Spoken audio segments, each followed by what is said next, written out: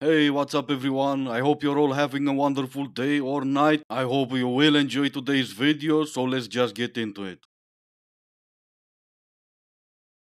Can someone tell me why it still hurts even when you're getting back into dating and you feel more mature and you end things with someone after a couple of dates and I've been on 3 dates recently, 3 dates with 3 different guys, but I've gone on second dates with all of them, second or third dates, and I ended it with one guy, the other guy ended it with me, but I was gonna end it with him anyway, so that was mutual. And this other guy, you just can tell he doesn't feel it. And I thought that because I'm more mature and because it's mutual, or because I'm making the decision, that it would be less hard and I would be less sad because it's early on and stuff. But I think when it's just stacked on top of each other, it adds up. Why am I crying? Because none of them begged you to keep trying or keep dating them. Even when you were making the decision, they went, sure, okay. And it's best if you get over yourself sooner. Life is not about validating you at every step. Do you ever hate a man so much that you start hating his mom that you've never even met? Because you're literally the spawn point for the devil. And if that were my kid, I'd be Then make sure you don't end up as a single mother. Even though, if I'm completely honest, with that much hate in you, you probably will. Unmarried men regret meeting me on Hinge, part 2. I'm sure they regret meeting you in real life just as much. For some more context, because I can't play that, she is sending them Michael Jackson's songs with her own voice recorded on top.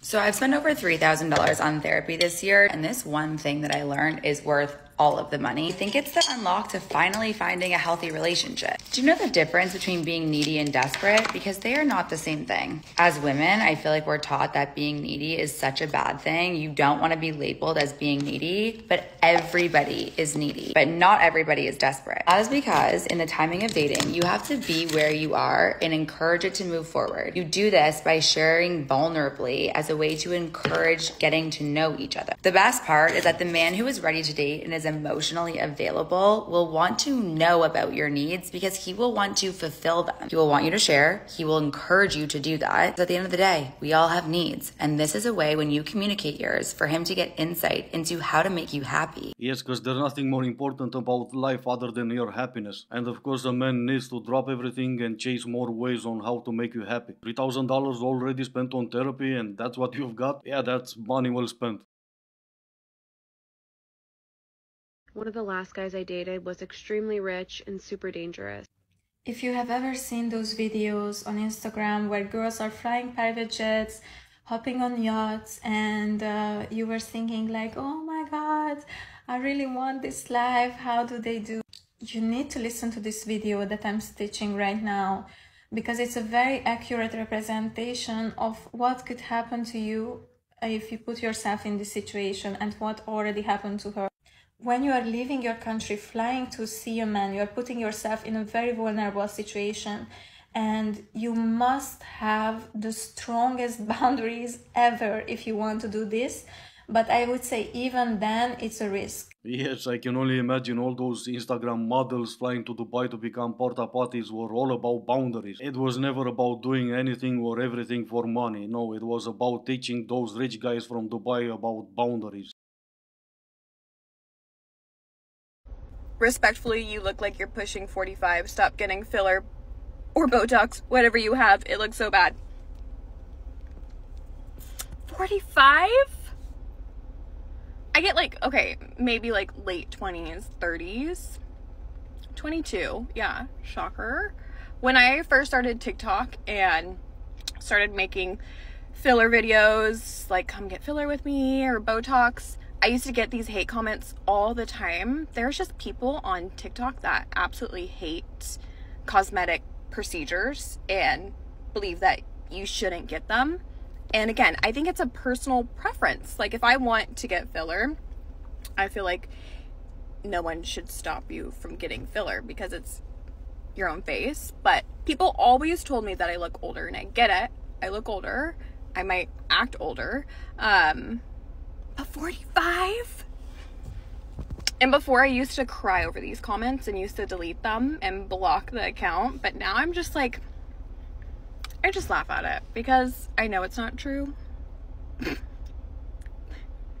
But I do respect your opinion. No, you don't. You call that a hate comment. And yes, you are absolutely right. It's everyone's preference and they should be the one who decide if they get plastic surgery or not. That's why you and so many others like you should stop pushing that idea on others. Oh, and yeah, absolutely. In the words of Bill Burr, you look like a 45-year-old lizard. Okay, this one's kind of toxic, but it's not. It's up to your own perception. When a man wants to go 50-50 with you on a first date, this is what you're going to say. So Bill comes, he's like, let's split it. I actually just like threw up a little bit in my mouth. If he asked you on the date. Okay, so he asked you on a date. It's your first date. First date. You're at a lovely restaurant. Bill comes, waiter hands it to him. He pushes it back to the middle of the table and says, let's split. You're going to say this. Oh my God. Wait, so you just want to be friends? I'm so embarrassed. I thought this was a date the whole time. And then you pay and you never see them again. Genius. Oh my God, TikTok comes up with some good stuff. Of course, the blonde girl thinks TikTok comes up with such good stuff. You're never gonna see them again. If they wanted to split a bill, chances are they were already planning on not seeing you again. Their first mistake was taking you to a nice restaurant for the first date, but that's on them. I saw this really cute guy at the grocery store the other day, so naturally I followed him to the checkout counter, and when he gave the cashier his credit card, I peeped it to see what his name was. And then I Googled him and found his social media profiles, and I was able to tell that he was single. So I went through his friends list and I found his mother's page. And then I looked through his mother's page and I saw that she was a member of this book club that's in my area. So I sent a request to join the book club. So I went to the book club meeting and I met his mom there, and we bonded over some books that we both liked, and she just thought I was so nice, and I brought it up randomly in conversation that I was single, and she let me know that she had a son that was single also that lived in the area, and maybe it would be cool for us to get together and chat sometime. So I gave her my number, which she gave to her son, and this morning he texted me and asked if I'd like to get together this weekend and do something. So I guess we're gonna go on a date. I'm really excited. And that's a beautiful beginning for a horror movie. Some people might say, oh, how nice, but I believe stalking his mother is a bit much. When you see and realize what you missed out on. If someone from Holland married a Filipino, would their kids be called jalapenos? Why did the Mexican take meds? Why? For Hispanic attacks. How do you say sup dog in Japanese? How? Konnichiwa.